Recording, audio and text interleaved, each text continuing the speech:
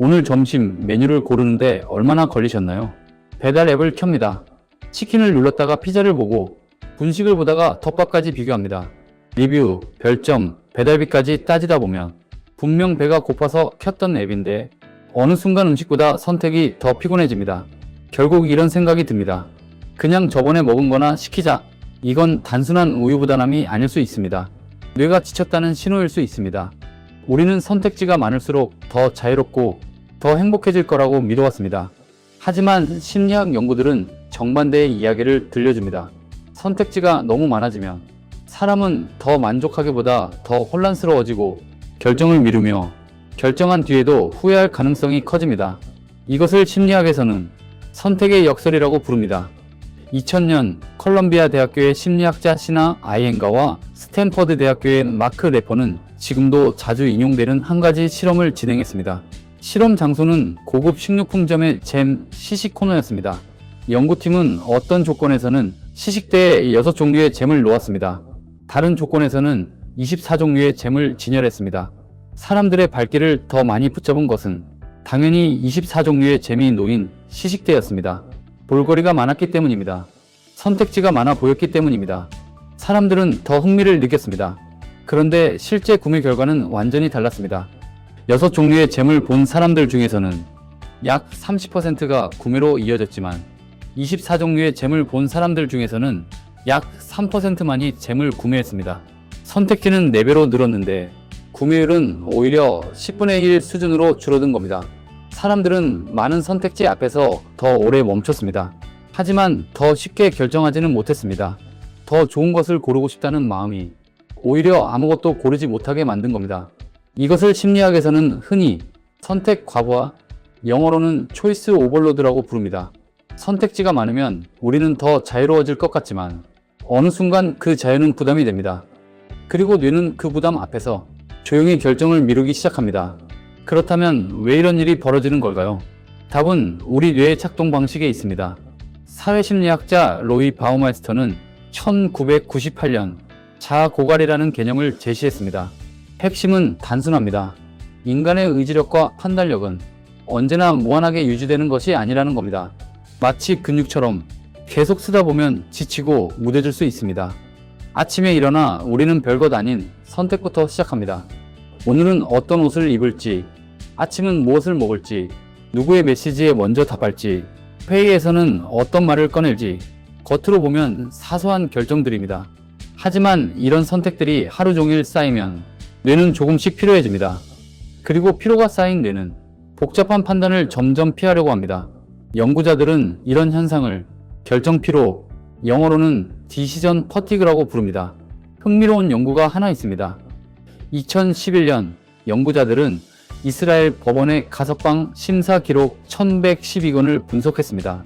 그 결과 심사 구간이 시작될 때는 가석방처럼 신청자에게 유리한 결정이 나올 비율이 약 65%에 달했습니다.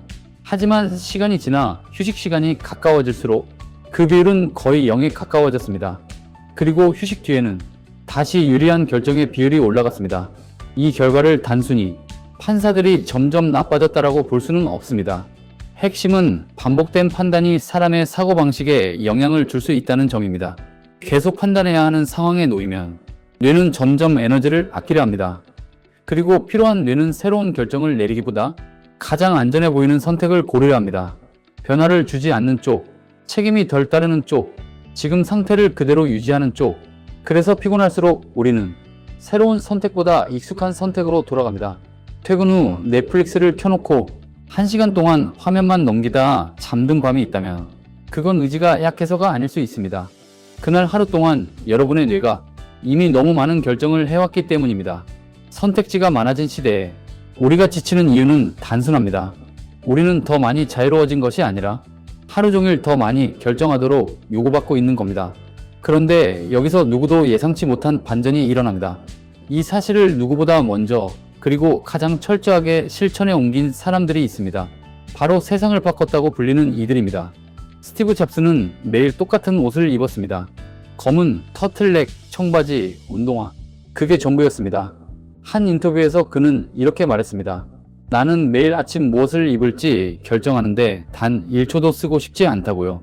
페이스북의 마크 저커버그 역시 회색 티셔츠와 청바지로만 채워진 옷장을 공개하며 비슷한 이유를 댔습니다. 매일 같은 옷을 입으면 그 에너지를 정말 중요한 결정에 쓸 수 있습니다. 오바마 전 미국 대통령도 재임 시절 정장을 회색과 파란색 두 가지 색으로만 줄였다고 밝혔습니다. 결정해야 할 것들이 너무 많다. 사소한 것에 에너지를 낭비하고 싶지 않다고요. 이들은 게으르거나 패션에 관심이 없어서 그런 게 아닙니다. 뇌의 작동 방식을 이해했기 때문에 스스로 선택의 수를 줄인 겁니다. 사소한 것에서 자유로워짐으로써 진짜 중요한 것에 온전히 집중할 수 있는 힘을 아껴뒀던 거죠. 심리학자 베리 슈워츠는 2004년 펴낸 저서 선택의 역설에서 사람들의 선택 방식을 두 가지로 설명했습니다. 하나는 맥시마이저입니다. 맥시마이저는 언제나 최선의 선택을 찾으려 합니다. 식당 하나를 고를 때도 리뷰를 끝까지 읽고 물건 하나를 살 때도 여러 쇼핑몰을 비교합니다. 조금이라도 더 좋은 선택지가 있을지 모른다는 생각 때문에 쉽게 결정을 내리지 못합니다. 반면 세티스파이서는 다릅니다. 이들은 자신만의 기준을 정해두고 그 기준에 닿는 순간 더 이상 끝없이 찾지 않습니다. 완벽한 선택이 아니라 충분히 괜찮은 선택으로 만족할 줄 아는 사람입니다. 여기서 흥미로운 연구 결과가 있습니다. 아이엔과 웰스, 슈워츠가 대학 졸업생들의 구직 과정을 분석한 연구에 따르면 맥시마이저 성향이 강한 사람들은 세티스파이서보다 평균적으로 더 높은 초봉의 직장을 얻는 경향을 보였습니다. 한 연구에서는 그 차이가 약 20%로 나타났습니다. 숫자만 보면 맥시마이저가 이긴 것처럼 보입니다. 더 많이 비교했고, 더 많이 따졌고, 실제로 더 좋은 조건을 얻었으니까요. 그런데 결정적인 반전이 있었습니다. 맥시마이저들은 더 좋은 조건을 얻고도 그 결과에 더 만족하지 못했습니다. 구직 과정에서 더 많은 불안과 스트레스를 느꼈고 결정한 뒤에도 더 쉽게 후회했습니다. 내가 고른 게 정말 최선이었을까? 다른 곳을 더 알아봤으면 어땠을까? 혹시 더 좋은 기회를 놓친 건 아닐까? 이런 생각이 머릿속을 계속 맴돌았던 겁니다. 결국 문제는 선택의 결과만이 아니었습니다. 문제는 선택 이후에도 끝나지 않는 비교였습니다. 지금 손에 쥔 것을 행복하게 누리는 사람은 언제나 최고의 선택을 고른 사람이 아닙니다. 자신이 고른 것을 충분히 괜찮다고 받아들일 줄 아는 사람입니다. 선택이 많아질수록 또 하나의 감정이 고개를 듭니다. 바로 후회에 대한 두려움입니다. 슈워츠는 이것을 기회비용의 심리화라고 설명합니다. 선택지가 하나뿐이라면 우리는 그것을 선택하고 앞으로 나아갑니다. 하지만 선택지가 수십 가지라면 내가 고르지 않은 나머지 모든 것들이 머릿속에 남습니다. 저게 더 맛있었으면 어떡하지? 저걸 골랐더라면 더 행복했을까? 이 생각들이 지금 내 손에 쥐어진 행복을 가리고 지금 이 순간의 기쁨을 갉아먹습니다. 실제로 미국에서 진행된 연구에서는 슈퍼마켓의 진열 상품 수가 2배로 늘어나도 매출은 크게 증가하지 않지만 소비자들의 구매 후 만족도는 오히려 낮아진다는 결과가 나왔습니다. 더 많이 고를수록 더 쉽게 후회한다는 뜻입니다. 여기까지 들으셨다면 오늘 여러분은 이미 하나의 선택을 하신 겁니다. 그냥 넘길 수도 있었던 이야기 앞에서 잠시 멈춰 생각해보는 선택. 그 선택만으로도 우리는 꽤 중요한 지점에 와 있습니다. 앞으로도 이런 이야기를 계속 듣고 싶으시다면 지금 이 순간 가장 가벼운 선택 하나만 해주셔도 좋습니다. 구독과 좋아요입니다. 그 작은 선택이 이 채널이 더 깊고 좋은 이야기를 이어가는데 큰 힘이 됩니다. 그렇다면 우리는 어떻게 해야 할까요? 선택을 피하며 살라는 뜻은 아닙니다. 모든 것을 대충 결정하라는 말도 아닙니다. 중요한 것은 모든 선택에 같은 에너지를 쓰지 않는 것입니다. 베리 슈워츠가 제안한 방법은 비교적 단순합니다. 먼저 결정하기 전에 나만의 기준을 정하는 겁니다. 이 정도면 충분하다. 이 조건만 만족하면 괜찮다. 이렇게 기준을 세워두면 선택지는 훨씬 가벼워집니다. 문제는 기준이 없을 때 시작됩니다. 기준이 없으면 우리는 계속 비교합니다. 더 좋은 게 있을까? 저걸 골랐어야 했나? 조금만 더 찾아보면 완벽한 선택이 나오지 않을까? 하지만 그런 식의 비교는 대부분 더 좋은 답이 아니라 더 깊은 피로로 이어집니다. 그래서 기준에 닿는 선택지를 만났다면 그 순간 멈출 줄 알아야 합니다. 그리고 한번 내린 결정에는 충분한 시간을 주어야 합니다. 결정하자마자 다시 비교하고 다른 선택지를 뒤돌아보고 남의 선택과 내 선택을 견주기 시작하면 그 결정은 계속 흔들릴 수밖에 없습니다.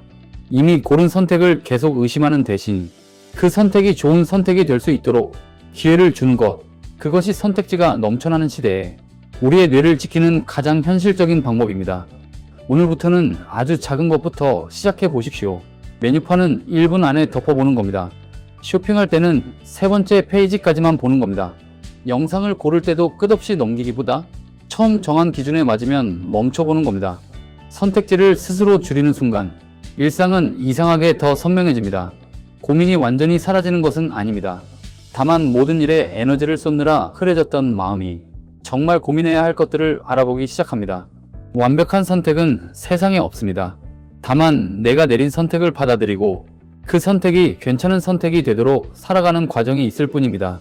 그러니 오늘은 너무 오래 비교하지 마십시오. 충분히 괜찮다면 그것으로도 좋습니다.